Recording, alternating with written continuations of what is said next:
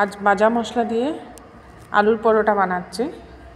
আর এই ভাজা মশলাটা বানানোর জন্য গ্যাস জ্বালিয়ে একটা তাওয়া বসিয়ে দিয়েছি। এর মধ্যে 2 চামচ আস্ত ধনে দিয়েছি, 1 চামচ জিরে দিচ্ছি, আস্ত জিরে,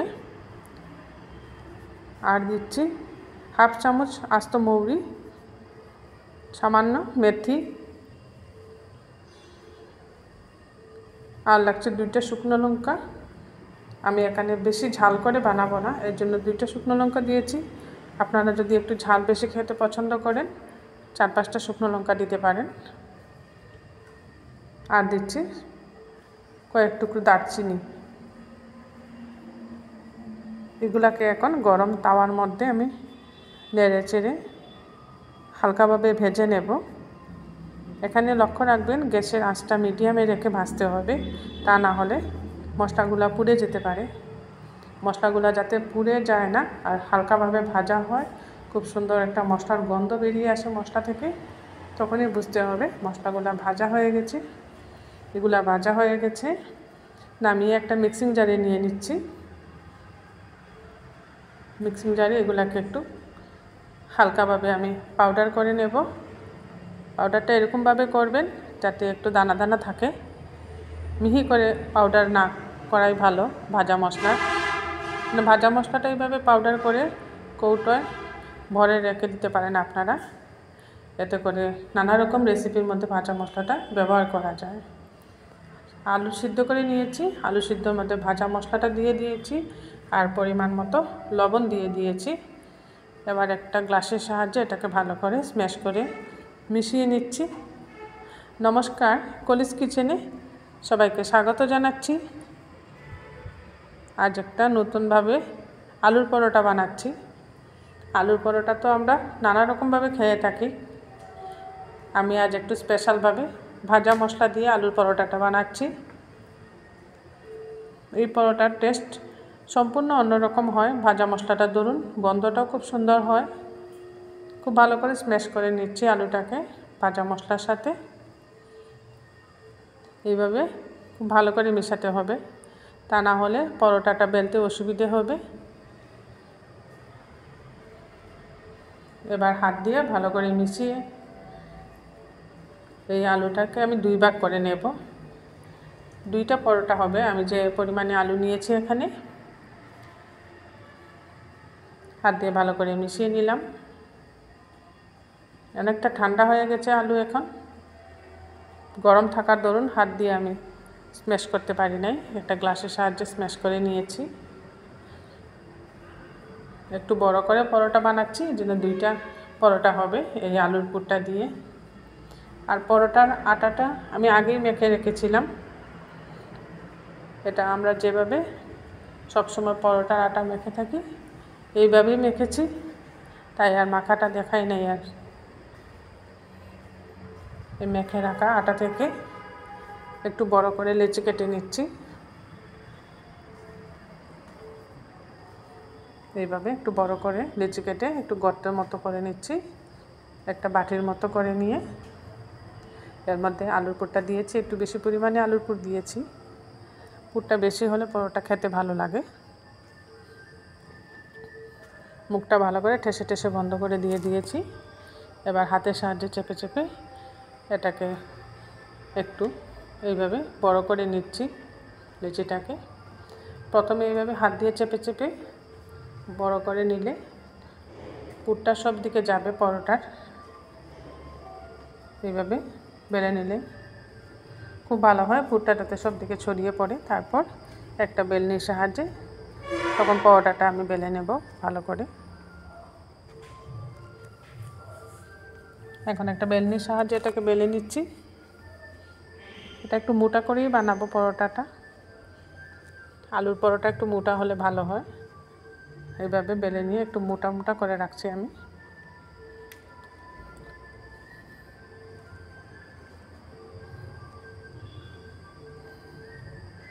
দেখুন রুটির মতো বেলে নিয়েছি, কিন্তু একটু মোটা রেখেছি পরোটা। এবার গ্যাস জ্বালিয়ে তাওয়াটা বসিয়ে দিয়েছি। তাওয়াটা গরম হয়ে যাওয়ার পর আলুর পরোটাটা দিয়ে দিলাম তাওয়াতে। একদিক ভালো করে সেঁকে নেব, তারপর অপর দিক উল্টে দিচ্ছি।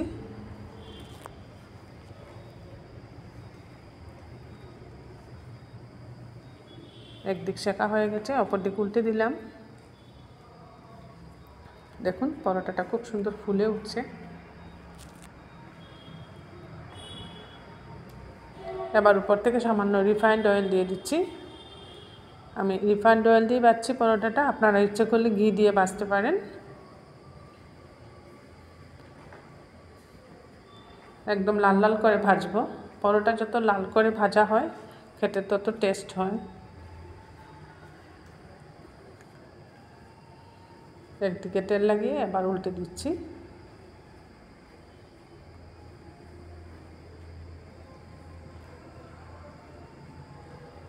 খুব কড়া করে ভাজছি পরোটাটা। দেখুন খুব সুন্দর কালার চলে এসছে পরোটার। এইভাবে আলুর পরোটা বানালে গরম গরম একটা জায়গায় 3টে খেতে পারেন।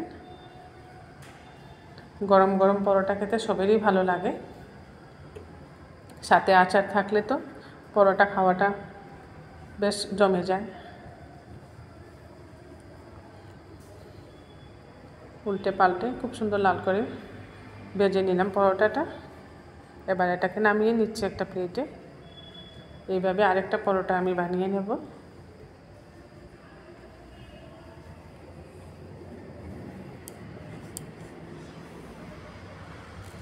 আরেকটা পরোটাও দিয়ে দিলাম ওই তাওয়ার মধ্যে। এটাকেও উল্টে পাল্টে লাল লাল করে ভাজবো। এটাও খুব সুন্দর ফুলে উঠছে। দেখুন আলুর পরোটাগুলো খুব সুন্দরভাবে ফুলে উঠছে। এটারও উপর থেকে আমি রিফাইন্ড অয়েল দিয়ে দিলাম। এখানে 1 চামচের মতো রিফাইন্ড অয়েল দিয়েছি। 2টা পরোটা ভাজতে আমার এখানে 2 চামচ রিফাইন্ড অয়েল ব্যবহার করেছি। এইভাবে রিফাইন্ড অয়েল দিয়ে লাল লাল করে 2টা পরোটাই ভেজে নিচ্ছি।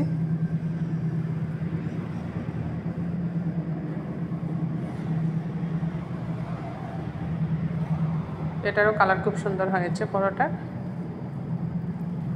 আর শীতের দিনে পরোটা খেতে সবেরই ভালো লাগে। নানা রকম পরোটা আমরা বানিয়ে থাকি শীতের দিনে। ফুলকপি পরোটা, মূলোর পরোটা, নানা রকম পরোটা বানানো হয়। সাথে নিয়েছি কাঁচা পেঁয়াজ, সামান্য আচার আর নিয়েছি ডাল তড়কা। তাই দিয়ে আজ সকালে ব্রেকফাস্টটা করে নিলাম। আপনাদের এই পরোটাটা ভালো লাগলে একবার বানিয়ে খাবেন। কমেন্টে অবশ্যই জানাবেন ভাজা মশলা দিয়ে আলুর পরোটা কীরকম টেস্ট হলো। এবার একটা ভর্তার রেসিপি বানাচ্ছি। দুপুরবেলা গরম ভাতের সাথে শীতের দিনে এরকম একটা ভর্তা থাকলে খুব ভালো লাগে। এর জন্য এখানে আমি নিয়েছি লাই পাতা, যেটা আমাদের অঞ্চলে লাই পাতা বলে। এটা একটা শাক। শীতের দিনে এই শাকটা বাজারে খুব পাওয়া যায়।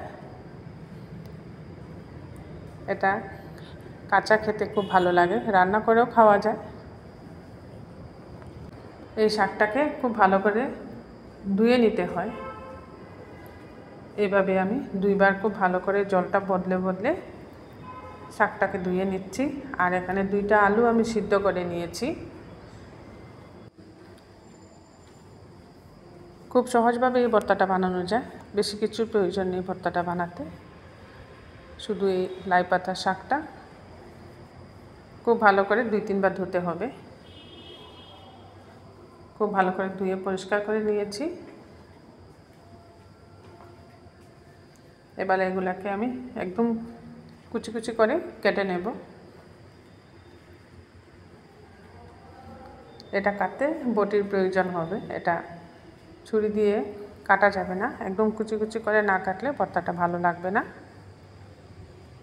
তাই এটাকে আমি বটি দিয়ে কুচি কুচি করে কেটে নিচ্ছি এখন। আর সাথে নিয়েছি কাঁচা পেঁয়াজ, এখানে 2টা পেঁয়াজ কুচিয়ে রেখেছি।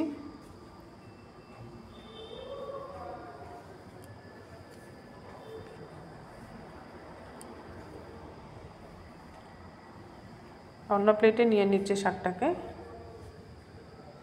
অন্য প্লেটে নিয়ে এই প্লেটটাতে কুচি করে কেটে নেব। এর জন্য দেখুন একদম মিহি করে কুচি করে কেটে নিয়েছি শাকটা। এর মধ্যে সিদ্ধ করা আলুগুলো এখন স্ম্যাশ করে দিয়ে দিচ্ছি।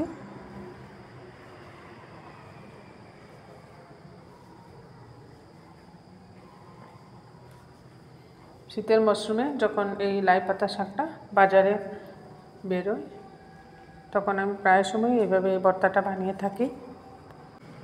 কুচিয়ে রাখা কাঁচা পেঁয়াজ এর মধ্যে দিয়ে দিলাম।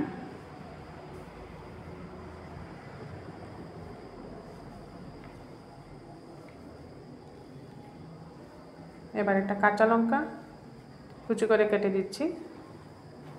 লাই পাতাটা কিন্তু অনেক ঝাঁঝ থাকে এর মধ্যে, কাঁচা লঙ্কাও যেরকম ঝাঁঝ থাকে লাই পাতাটার মধ্যে অনেক ঝাঁঝ থাকে। পরিমাণ মতো লবণ দিয়ে দিচ্ছি।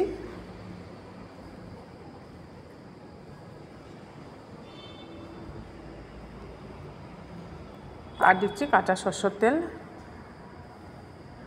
এবার ভর্তাটাকে খুব ভালো করে মেখে নেব।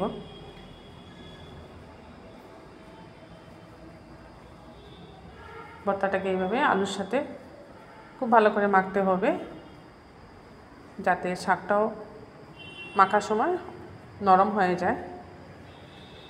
আর খুব ঝাঁঝ হবে খেতে। এর মধ্যে কাঁচা সরষের তেল দিয়েছি, আর লাই পাতারও একটা ঝাঁঝ আছে, আর কাঁচা লঙ্কা কাঁচা পেঁয়াজ, খুব ঝাঁঝ হয় এই ভর্তাটা। খুব ভালো করে মেখে নিচ্ছি। মেখে নিয়ে গরম গরম ভাত নিয়ে নিয়েছি প্লেটে, আর উপর থেকে দিয়ে দিচ্ছি লাই পাতার ভর্তা।